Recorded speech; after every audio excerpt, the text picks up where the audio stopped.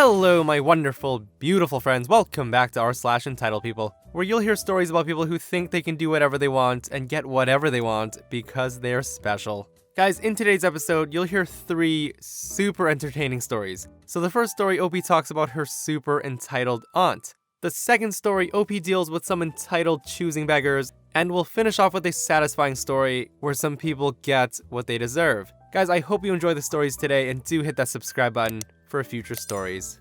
Let's dive in. This is the most manipulative, angry, racist person that I've ever met, and she's married to my uncle. Let's call her Mary. Now, Mary has pulled a lot of entitled stunts over the course of her life. I probably have over 100 stories I can share. I don't talk to that part of the family because it's toxic, but there's a few family gatherings in which we meet. One of those happened yesterday, and I got reminded of her golden traits, so I thought you would enjoy raging with me. Her entitlement shone yesterday, as she tried to make herself the best friend of my current boss. She also tried to outshine the 1-month baby, who we were all there to meet, and she tried to become the host of the party in a house that wasn't hers. She even went as far as to search and serve food from the fridge that wasn't designated to the party servings. And to top it all off, we were also there to pray and pay respects to my aunt, who died last week. It turns out that Mary decided that since we were there to remember the dead ones, it would be a nice thing to not only take the role of the main person leading the prayers, but to also include a picture, a big one, of her mother. She pulled the picture out of her purse and put it in front of my aunt's picture, covering it almost completely. She also starts with a speech of how she missed her mother, who died 10 years ago. Let's remind you that we're here for my deceased aunt. But I'm not here today to tell you that story. Oh, no. I was just venting and to give background about Mary. Today's story is about the time she asked my mom to sell her my brother while she was 4 months pregnant. Good old Mary is infertile. She has 2 daughters. One was conceived in vitro and then introduced into her womb. The other one popped out of nowhere. Literally. Now, we suspect that she bought it out from somebody, since she has a record of trying this, but whatever. Before having her first daughter, when I was around 10 years old, my mom broke the news to the family that she was pregnant. Yay! Mary wasn't happy with this because she, as of then, had been trying for years with her husband and wasn't able to get pregnant. She always had this sort of competition with my mom, and with everybody, because she has this need to be the best one in everything. She must have the most money, have the most expensive clothes, drive the most expensive cars, have the best career, happiest marriage, the most exotic vacations, etc., etc. She was the only one with no kids out of the 7 siblings of the family, and she was also one of the oldest wives. So imagine her jealousy when the youngest sister was gonna have her second kid while her and her husband were still child-free. Her status was in shambles. So she pulls my mother aside one day and told her, "You know, it isn't fair that you get pregnant before us, but whatever. It can't be helped if OP was conceived through a broken condom or something. You know, we've been trying for years now, and we're just exhausted. And we're not comfortable with trying those artificial methods. So since you're family, and we know you're not in a financial position to take care of another baby right now, what would you say if I offered to pay you for everything pregnancy related, and after the baby's born, I would pay you an amount for keeping it?" Now, of course my mom said no. She told me roughly how the proposition went years later, but only because I was the only one that found out why she was so pushy about buying my brother. And this was not a one-time thing. No. She tried constantly to convince my parents to sell them my brother throughout the next 5 months, and even for some months after he was born.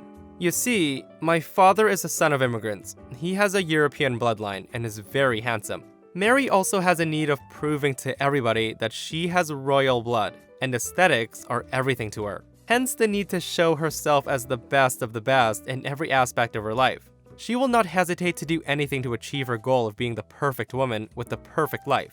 This includes pretending that she has, quote, white genes, which she doesn't. She was born in one of the least developed states, in a humble family in a small town, and all of them have dark skin. She married my uncle, who comes from a family that has lived on an island for generations, and who also has the most dark-skinned of all the siblings. My mom is one of the most light-skinned between her siblings, and she married my dad, who has Italian and Polish genes.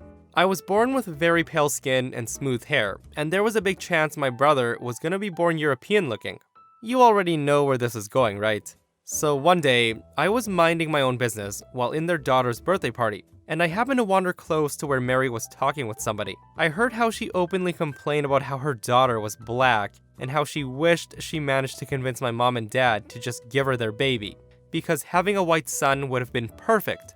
Not only that, but having an ugly daughter is not gonna help either. There's no way that she'll marry a rich man.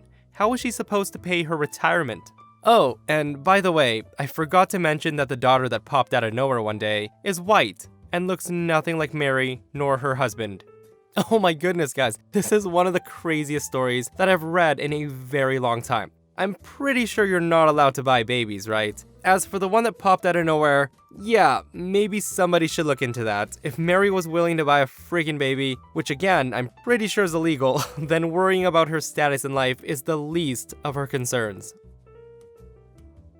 When boyfriend and I first moved around 1996 or so, we moved into a building that was a really huge house, broken into 5 or 6 apartments. A few days after moving into the top apartment, we discovered that the boyfriend actually kinda knew the couple on the ground floor. As it turned out, the boyfriend had graduated with the girl. Now, we didn't realize this at first, but she was a complete and total Karen, and he was the male counterpart. At first, they seemed nice. We hung out a bit and went out a few times to the clubs. I even helped her get a job where I worked at. It wasn't until we lived there for a couple of months that we found out that the couple had a rather extensive opioid habit. So I was at work one evening and I had a terrible headache. The girl came to my desk at break time and asked what was wrong. I told her I had a headache and asked if she had any Tylenol. Well, no, but she had a painkiller, and it turns out that she was talking about hydrocodone, and I politely declined it. Over the next few days, she offered me a painkiller for everything from a tummy ache to being in a bad mood, and that's when I started to catch on. As it turns out, her and her significant other's lives revolved around their pill problems. It was all they talked about. Now, we didn't want to make enemies of people that we literally lived on top of, so we subtly started to pull back from the friendship. Eventually, she got fired from the job, and that's when the entitled, choosy beggaring began. They started out asking to borrow 20 bucks. We did it, and then they paid us back. No problem. The next thing that happened is they wanted to share their cable account. Since we were all in the same building, she suggested that we could run a line from their apartment to ours and nobody would know. Their idea was that we take turns paying each month. One month they would pay, the next month we would pay, and so on and so forth.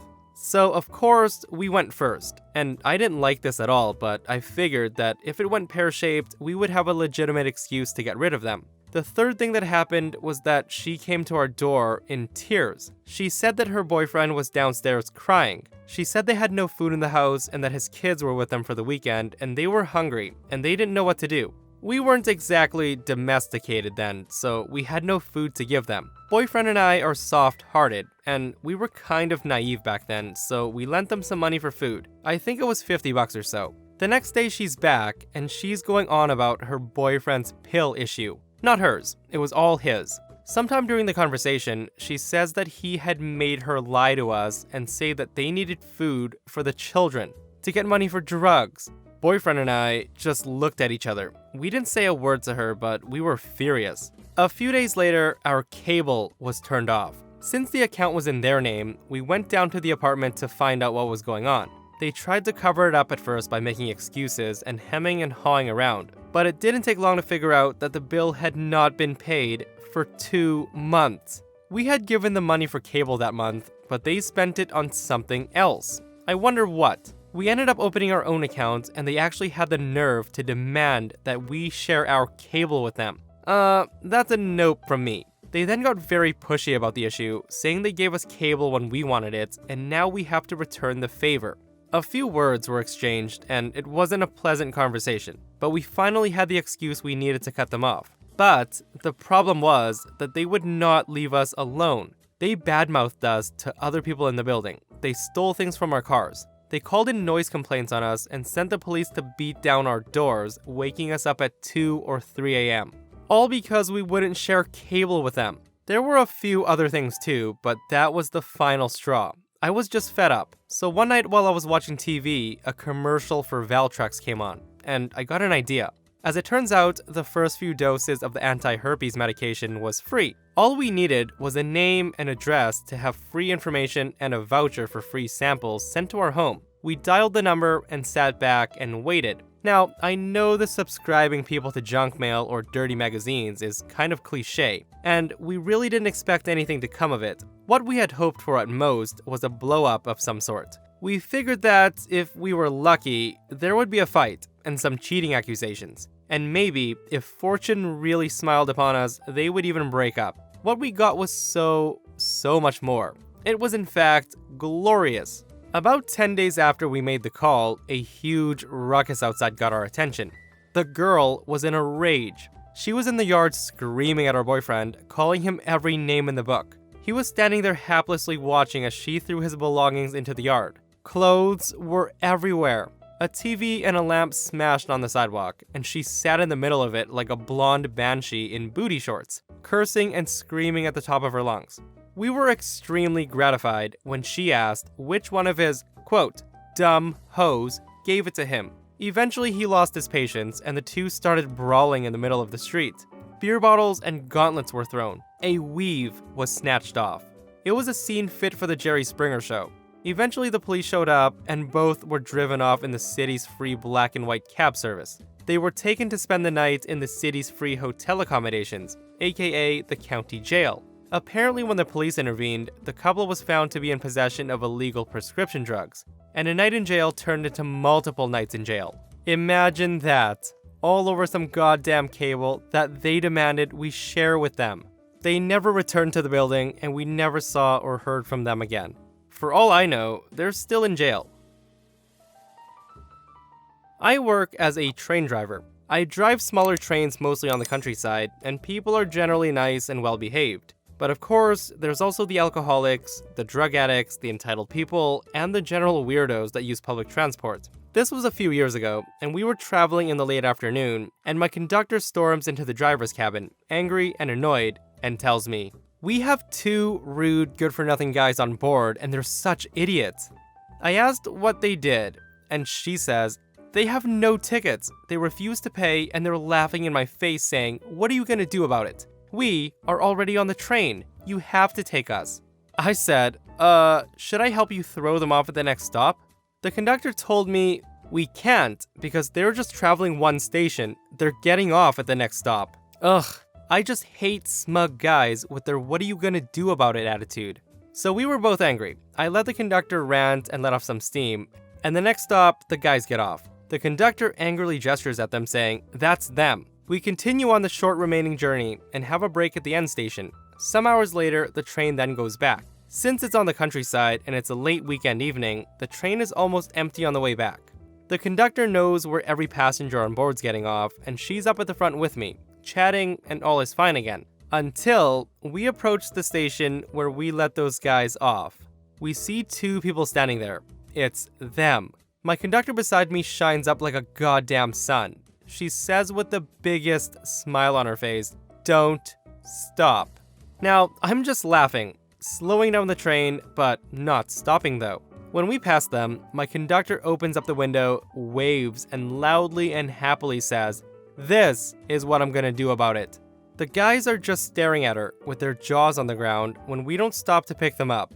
We laugh all the way back to our home station, and we were the last train for the day. Oh, don't you just love it when people get what they deserve? The guys clearly thought they could just hop on a train and laugh at the conductor with no repercussions. And I'm guessing they may have had to sleep on the station's benches that night. And that, my friends, brings us to another end of our /entitled people. Guys, we survived another one. If you enjoyed the stories today, do hit that thumbs up. And if you missed the last episode, I will link it right here. A Karen uses her husband's military rank to try to escape a ticket. It's ridiculous. Check it out if you haven't, and I'll see you guys in the next one. I love you.